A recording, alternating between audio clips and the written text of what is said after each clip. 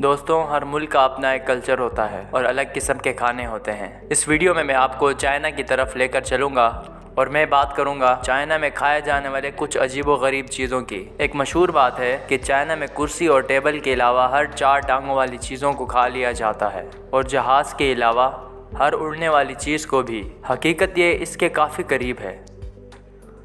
दोस्तों, ये सिर्फ़ एक एजुकेशनल वीडियो है और मुझे उम्मीद है आप इसको उसी तरह से देखेंगे। मेरी कोशिश होगी कि मैं आपको हर चीज़ के बारे में ऐसे बताऊं जिससे आपकी नॉलेज में इजाफ़ा हो। एस फॉर शीज़ की वीडियोस में एक बार फिर खुशामदीद।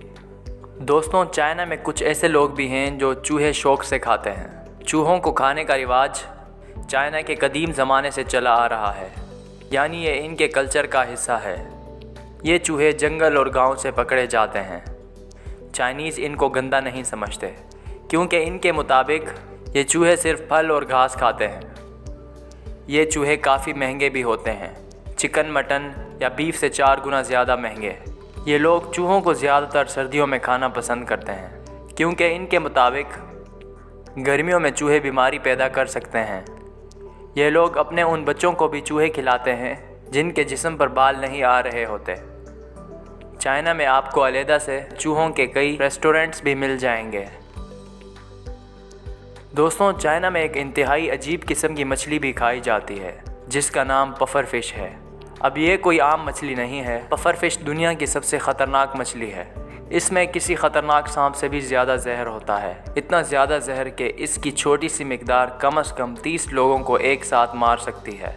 लेकिन चाइना में इस मछली को बहुत शौक़ से खाया जाता है। सिर्फ बहुत माहिर शेफ़ इस मछली के अंदर से जहर निकाल सकता है, वरना चंद सेकंड्स में इंसान की मौत हो जाए। यानी खाने वाला सिर्फ दुआ ही कर सकता है कि ये शेफ़ ठीक से पफर फिश का ख़तरनाक तरीन जहर निकाल दे।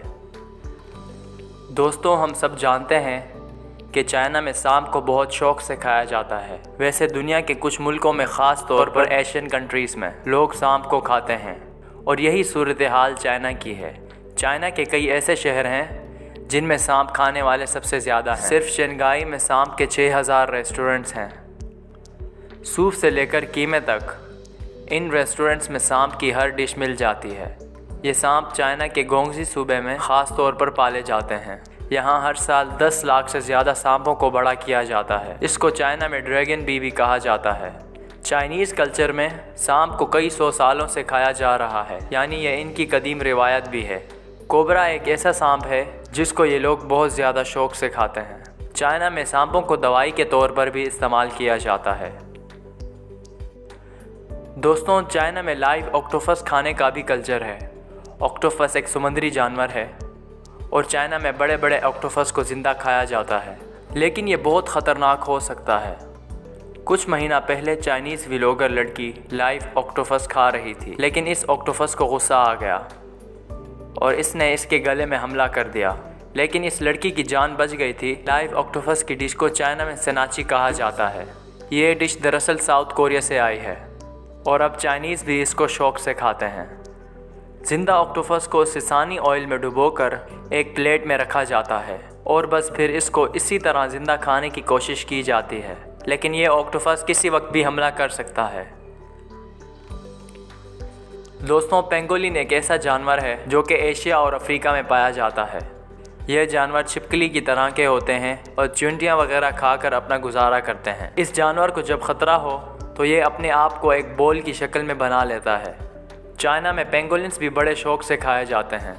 ना सिर्फ इनका गोश्त खाया जाता है बल्कि इसको चाइनीज़ लोग दवाइयों में भी इस्तेमाल करते हैं, इसीलिए ये चाइना में काफ़ी महंगा बिकता है।